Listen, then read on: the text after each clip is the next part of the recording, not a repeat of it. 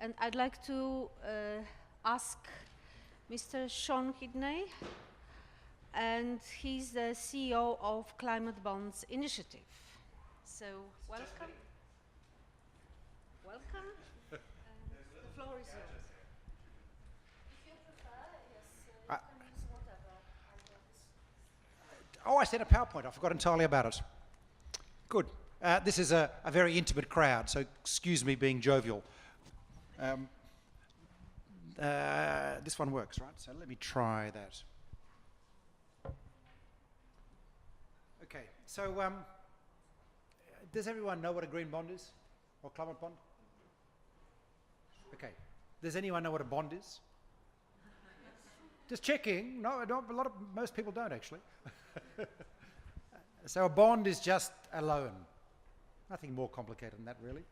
There's a bit of structure to it. There's a format. It's a bit like, weddings are different to Easter celebrations. So loans is a kind of Christmas celebration. Other bonds are kind of other loans are Easter celebrations, if you like. It has a few rules attached to it, but that's all it is. And it can get very complicated sometimes. And always remember, that's all it is. It's a loan with interest attached to it, usually for a set period, although you do get perpetual loans that is never ending, and you just keep paying until eventually you buy out the investor by giving them the money back. You've got 100-year loans. Mexico's issued a few 100-year bonds. Washington, D.C. Water issued a 100-year bond for green infrastructure, adaptation infrastructure. The bulk of bonds are in the 3-year to 5-7-year level of tenor, of lengths of period around the world. Although in China it's a bit different. The bulk of bonds are 6 months. In other words, they're short-term paper, really. So there are different characteristics of markets, but the main thing is it's a loan. Green bonds or climate bonds, basically interchangeable, not really a lot of difference. And we're trying to make sure there's not a lot of difference. We're not very keen on green bonds that don't address climate because we think it's missing the point of what we've got to do. Are bonds where the money gets used for green assets or projects. That's all it is. So if Benito there takes out a loan from the bank and says, just give me the money, they'll look at his credit rating or say no. If he takes out the loan and says, give me the money, I'm going to put solar on my rooftop, then that's a green loan. It's as crude as that. Now, there's a lot of room for scams in there. He may not be thinking of a serious solar farm. He might just put up one panel and spend the rest on a Maserati. That does happen in the bond market. So there are some protocols that have arisen over time to guide it. The green bond principles was put together by a bunch of private banks to try and set some rules, basically built on work done by development banks. World Bank and European Investment Bank were the first two issuers of green bonds. Climate Bonds Initiative has been providing a climate bonds taxonomy. There are some copies on a table back there, which is guidance for what investments and assets qualify that are, we say, compliant with the Paris Climate Change Agreement. And the way we do that is we bring together international science committees who look at what are the right kinds of water investments, the right kind of transport investments to meet transition targets or 2050 zero carbon targets or whatever. And then we put out a rule set, and our big challenge is always translating complex science into very easy tools for bankers. Bankers and investors are very, very good at understanding complex financial instruments, are not very good at understanding complexity when it comes to environmental solutions. And especially as they tend to have about a 2-second attention span on markets. Is it green or not? I'm trading. That sort of thing. So you've got to make it very simple. And that's one of the things we do in our work. I won't go into the details too much about that, but I will give you a bit of background with this particular PowerPoint. That's what the green bond market looks like. In fact, those figures are a little bit old. Apologies, we're up to about 140 billion issuance in 2018 now. There's a whole bunch of bonds that come through at the end of the year, so we will end up being in about 180 billion US issuance during the year. It's still a small part of global bond issuance, 0.5% or something along those lines. So it's not big, but it's rapidly growing. We have we're an NGO, but our organisational ambition is to see the market issuing $1 trillion a year in a couple of years. It's a bit of a stretch goal now because we haven't done as well in 2018 as we'd wanted. So it may be 2022 before we get to that goal. Global bonds outstanding are about 100 trillion, and global green bonds outstanding are about $500 billion. So that gives you a sense of the current scale, but building very quickly. Pretty well anyone who can issue a bond can issue a green bond. You have to have projects or assets that qualify. I say assets because you can refinance a solar farm. If you're buying a solar farm that was built last year, it's still green, it's still a solar farm. So if you issue a bond against a solar farm that was built last year, it's still a green bond. Or you can issue a bond and then build a solar farm next year. You've got a couple of options. Development banks tend to do the latter, raise money to then invest in the future. Corporates and commercial banks in particular are mildly terrified of that prospect because the deal flow may not come through. There might be a collapse, the Spaniards might withdraw their feed-in tariff, who knows? And as a result, they've issued a bond, they've made promises to market, and they can't fulfill the promises. That's the kiss of death for a treasurer because they've got to maintain their reputation for delivering above all. In other words, they have to maintain the confidence of their investors in what they're doing. So for them, they tend to look more often at refinancing options. So they will look at their portfolio of, say, solar loans, and they will say, we've got to refinance that portfolio of solar loans, and then we'll reinvest it in growing the portfolio. So about half green bonds are those kinds of things. You've seen asset-backed bonds from people like Fannie Mae in the US to mortgage refinance them. You've seen sovereign green bonds. France is currently the biggest issuer, 14 billion euros outstanding, but also Poland has issued a couple. Now that's an interesting position. A number of investors weren't very keen on the Polish bond when it first came out, mainly because Poland hasn't got a good reputation, I'm going to say, in EU circles of being very forthright around climate ambitions. I appreciate the ministers in the room, but let me put it straight. And that's because there's a big coal industry here and the transition's very hard for Poland. So it's a difficult issue. However, the bond was very well received and was way oversubscribed. It was a very good bond. The proceeds went to finance, energy, and transport investments and other things. And on the back of the strength of that third issuance, Poland came to market for a second very successful bond. So even though in the markets an entity may not be seen to be super deep green in their credentials, it has no impact on issuing a bond as long as there is see-through to where the money's going. Now that means that in theory Exxon could issue a green bond. Doesn't seem very likely at the moment given Exxon management, but Total on the other hand I think will this coming year. Now Total's a gas company, but they happen to own the largest solar developer, second largest solar developer in the US, who is borrowing money in its own right of the market at a higher interest rate than Total. This is stupid because Total owns them. So Total head office borrows the money at a lower interest rate and plows it back into solar. For me, that is a thing of unimpeachable beauty. That is using brown assets to finance green. Now, I might not like the brown assets, but I don't really care. What I want is the green financed. And we're going to see a lot of that in the coming year in transition investments, utilities, corporates, banks. The first one that did this was Engie, at the time a natural gas company in France, who raised 2.5 billion euros to finance its renewable energy division. This is what green bonds are meant to do, and this is where the growth sector is. It's institutions that might be seen as brown who are moving to green and are financing the green against existing brown assets. So that's what that growth says. We've seen solar, we've seen banks, asset-backed, and municipal bonds too. Very important this, because about 80% of what we have to do to transition our planet to low carbon and climate resilience is investing in cities, green cities, especially emerging markets. It's really important that the green infrastructure investment agenda is top of the frame going forward. Green bonds will be a big part of that story because bonds lend themselves very well to infrastructure, high capex, long payout times, mediated by government, which means the risk gets taken out of it. This is great for a pension fund. So this is going to be a natural instrument. Okay, you'll see a lot of upsizing in the green bond market, including in Poland's green bond, where an issuer comes to market looking for $1 billion or $500 million and ends up on the back of very strong investor demand, upsizing to double that or 50% of that. Now that's an indicator of the strength of investor demand. I've just come from a session down the road, in the other end of the building, where I had a series of investors around the table saying they want to invest green, they just do not have enough places to put their money. That's the opportunity we have for us. So how do we construct these things? The issuer type evolution, it started off as development banks, it's now very diversified, which means mature market, which means a lot of opportunities for different investors. It's not only clean energy, it's green buildings, it's transport, it's water, and so on.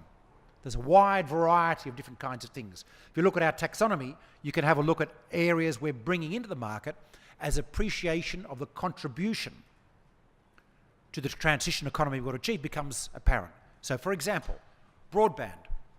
We actually need broadband for smart cities. We need broadband for avoided travel. Teleconferencing's got to be really easy and quick, so some meetings can get diverted. We need it for logistics improvements. The better there is broadband in a city, the more people can bring in software solutions to ensure trucks are full all the time instead of going out full and coming back empty. All of these things count. In one study in Australia a few years ago, there was an estimation that 5% of the emissions savings could be achieved in Australia simply with the rollout of high bandwidth broadband. So we're looking at the issue of broadband being a potential green bond category. We're examining it at the moment. Vodafone in the UK is actually planning to bring out a broadband bond. You know, there are challenges because what are the biggest users of broadband? Well, it's Netflix and pornography. So is there something wrong here? Are we making a mistake? If those two things are not delivering collateral damage to the climate, that is somehow or other increasing emissions, then we can just park them as something that uses broadband and still look at the positive attributes of rolling out broadband, we think.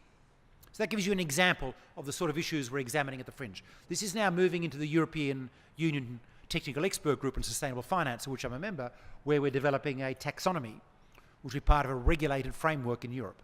And we won't be looking at broadband in the first cut. We published yesterday the first set of criteria for consultation in the market. But in the next stage, for middle of next year, we will be looking at ITCs for European taxonomy. That gives you an idea of the sort of things going on. We've now seen a whole lot of regulators around the world think there is an opportunity here to grow green finance. They think this is important to mitigate the risk of financial instability, as Mark Carney at the Bank of England has said. They're concerned about volatility risk through climate change. So they want to see what they can do as regulators. A lot of them have brought in green bond regulations. China being the first, Indonesia, Philippines, and the European Commission now is working on it. So as incentives start becoming available, regulation starts becoming essential, because incentives bring everyone to the table, including people with very pale green investments, let's just put it that way. And so you need to have precision in your definitions. Otherwise, you have a market that people will lose confidence in. So that's what's happening around the world now. In fact, the Chinese, the leaders in green finance, have developed the most interesting provisions. One which I particularly love is that if you're a bank and you want to borrow from the central bank's liquidity lending window, you can post green bonds as collateral and get a 1% discount. Cheaper capital for the bank if they've got green bonds on their balance sheet. Nice. And that has really driven demand for green bonds in China. Very simple measure, not costing anyone any money. The argument for the regulator is that this is helping to mitigate financial instability risk in the long term and achieving policy objectives for China as well. Note that the European Central Bank has two objectives, one about financial stability and one about supporting the achievement of Europe's policy objectives. So it would be perfectly consistent to be looking to central banks in Europe to do this over time. So that's what's going on so far. I want to talk a little bit about the specific now of the question I was asked, which is climate finance and the government sector and the public sector. We have a challenge first, which is that we have investors. We've managed to be very successful in the last 15 years and educate investors about the need to act here. They want to invest. We don't have a problem getting investors shifting away from brown. They simply do not have green things to go into. or enough investments at all in Europe, which is why interest rates are so low. The removal of ECB quantitative easing might improve that situation, but at the moment there's an opportunity. If you put something green out there, it's like throwing, as we say in Australia, where I originally come from, water on a hot tin roof. It just disappears. The demand is very, very strong. So we need to generate more green investments. We need governments, in particular, to develop green investment pipelines to take to market. The main investments that are going to come to market are going to be green infrastructure investments. They're the bulky ones that suit investor portfolios, and we're talking pension funds and insurance funds here. They want railway investments. They want energy investments backed by 20-year power purchase agreements. They want water investments from utility, where the rate structure is governed by a government body. These are very safe investments for pension funds and highly suitable to pay your pension and my pension in 20 years' time. Remember, we're trying to match assets and liabilities for these investors. So that's the match to be made. So, number one issue in Europe, in every other country, how do we advance our green infrastructure projects so we can get them funded in what's called a hot market for them? The other things I've got on this slide, we also need to be looking at bridging instruments. Now, infrastructure is a mediated area of investments. There's not really a lot of free market around infrastructure. If you build a tollway as a PPP, as the tollway between Krakow and here is, the government has had to allocate the land or resume the land. The government has had to let the concession and then puts out a tender to a private company that will finance it and make money after 20 years, sometimes with a floor price agreement for the government to ensure they don't lose money. These are normal, absolutely normal things to do with things like freeways. We've just got to do them with the green stuff and focus our energies on the green stuff, which is a planning issue around mass transit, around green urban development, and so on. And these are called the bridging structures. The other bridging structures are blended finance funds. Between North and South, Europe and Africa, there is a big divide of interest rates. It's not going to be easy to bridge that in terms of private capital flowing of its own accord. But there's a very simple way to bridge it, which we've done before, which is to provide limited guarantees for various kind of instruments. So rich investors can put their money in it, get a reasonable return, but the money gets used in Africa and someone picks up a little bit of the risk. A development bank, for example. Our development banks are incredibly inefficiently managed at the moment in terms of this challenge. They are lending the full balance sheet. They are providing a $1 billion loan to Egypt. They should be providing a $100 million slice of money into a pool fund, attracting private capital, and then financing the Egyptian investments. Egypt might pay 30 or 40 or 50 basis points more. Not a lot of money. When the interest rate is 7% or 8%, this is easily absorbable. That way, we stretch our billion 10 times. Now, only about 3 development banks in the world have any kind of real leverage ratio that are doing this.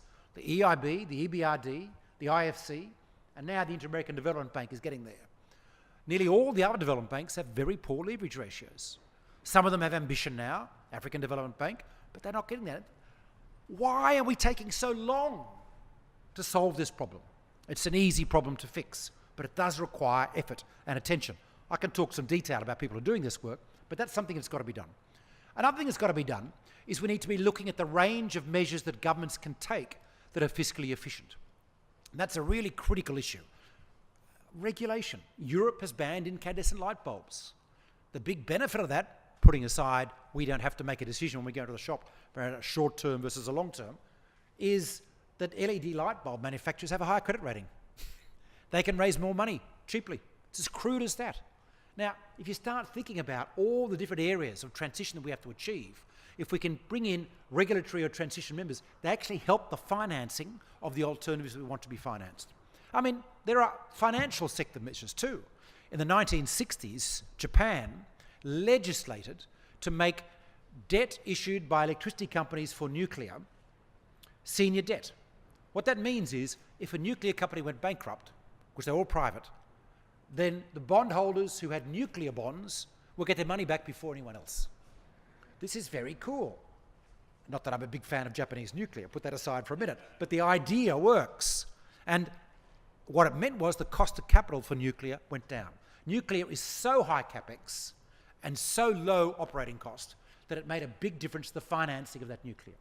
Now, we do the same thing in the property market in some countries with Pfandbrief, where we have a regulated market in Germany, in Denmark, and other countries, covered bonds, which effectively provides a mechanism for banks and others to issue bonds under a regulated scheme where they guarantee the bond with the treasury as well as the assets. It's a bit of an ersatz market, doesn't matter. Investors love it because there are government watching all the bonds and there's a dual recourse and the cost of capital is lower. So you can get banks who are rated AA borrowing AAA on the market, much lower interest rate than their normal credit rating, purely by using this artificial regulated instrument. We could do it for green, guys. Wouldn't be hard. Have a big portfolio, use the European climate taxonomy, and that would allow banks in Poland to be able to issuing bonds against the green pool of assets and getting interest rates which are 1 or 2 or 3 notches better than what their own credit rating is.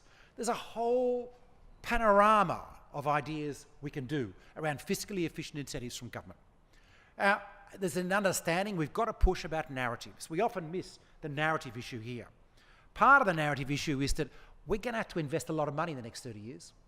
We have to invest, according to the New Climate Economy Project, around $90 trillion US in green infrastructure the next 30 years. The current valuation on infrastructure on the planet is $50 trillion. That is, we are investing double what our current valuation of infrastructure is. This is the biggest investment boom in human history. There has never been anything of this scale if we make the transition to a low carbon and climate resilient economy. That is Keynesian stimulus and steroids. Shawball's gone.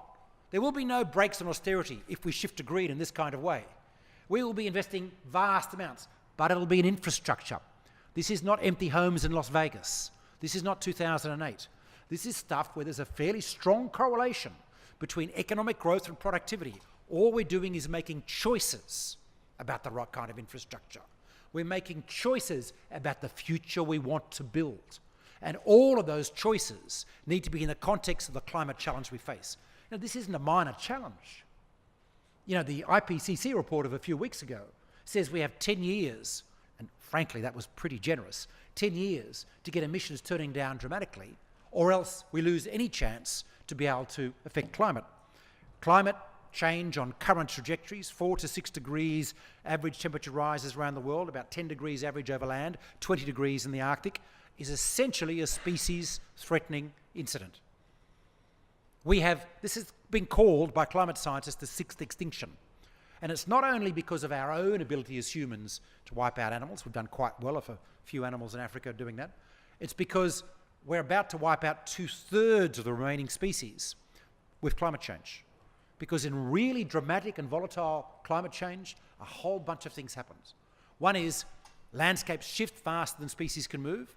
But 2 is when you do see major climate incidents, volatile weather, then all species, including our own, suffer from famine, food dries up, bushfires in California. Imagine those bushfires in California happening in a poor country. You're not going to get the kind of recovery rate that California is going to get. And epidemics. So what we absolutely know from any major climate is we have major epidemics. The last major climate volatility we had was in the 1600s, the 100 Years' War in Europe, or 30 Years' War in Germany to be precise. And we now know fairly, with a reasonable amount of certainty, that the reason why we had the mini ice age in that period, which led to famines, which then led to war and so on, is that in the previous 100 years we'd wiped out 95% of the people in the Americas through disease, and we had massive forest regrowth in the Americas, which sucked carbon out of the atmosphere. And that carbon being sucked out of the atmosphere led to a cooling of the planet for 100 years. And with amazing climate volatility as a result, we lost 1/3 of the world's population in the 1600s. Poland was one of the worst hit areas. That 1/3 of the world's population. This is what the historians are now telling us. And it was China, it was India, not just Europe. Climate, it was evidenced through war, through economic collapse, through famine, and through epidemics above all, of various sorts, the plague in particular. This is what we're going into, folks. The alternative is vast economic stimulus over 30 years and a narrative of job creation and livable cities. What we've been missing in the narrative is transition. just transition. You know, there's some studies going on now about cities and areas that have moved successfully from coal to non-coal. And what they're essentially saying is when people begin to find ways to repurpose in the coal industry or the oil industry, the engineers and the workmen who are builders successfully, the transition can be very quick and very successful and can lead to greater wealth. Unless there is an active state presence in retraining and managing transition, then you're going to have major social dislocation and rebellion. A la Trump, if you like, which is a force of rebellion in the US, where there's been not enough investment in transition and industries. That's one of the things we have to get right this year. So there's a broader narrative about jobs growth, livable cities, but within that a narrative about how we take with us the people who will otherwise have difficulty in the transition. Very important part of it. And then, of course, there's an investor thing that we need to do. Investors need to step up and be more assertive. They are. The things we can do as governments in terms of solutions. One is we can look at more sovereign issuance. Bond markets, green bond markets, are created markets. They're generally on the back of government issuance. Poland has done a great job issuing 2 green bonds here, as has France with 14 trillion, and Belgium and Netherlands is coming soon. Every country should be doing this as part of their climate goals. That provides a benchmark pricing for the private sector, and it provides liquidity in the markets. If you're not in the markets, what you need to know is they're 2 critical terms for markets. Liquidity allows pension funds to trade in and out, which generally means they're willing to accept lower interest rates. No liquidity, interest rates are higher. Sovereign issuance sees liquidity to the market, it brings interest rates down for everyone else. Simple, right? So, follow the polls on this one. Next, we need to be looking at how we deal with smaller investment areas, distributed energy, small-scale agriculture, municipalities in the Philippines that are trying to bring in waste management schemes that involve composting, not high capex incinerators. How do we do this? There's a total lack of capital. We've done this before, actually. We've set up things in the past in richer countries called municipal financing authorities in some countries. Their job is to channel capital to small and medium-level cities in an efficient way by aggregating demand for debt and then issuing big bonds to market. The best one I can point to in Europe is Kommuninvest in Sweden, but they're all around Europe, these bodies, who have issued now about $2 billion of green bonds to finance green development in cities of average population of 50,000 across Sweden. India needs this. Indonesia needs this. This should be a technical expertise, capacity building export out of Europe to emerging markets. They don't know how to do it. It is technical expertise. In India, where municipalities don't even use double entry bookkeeping half the time, they need support for how to transition.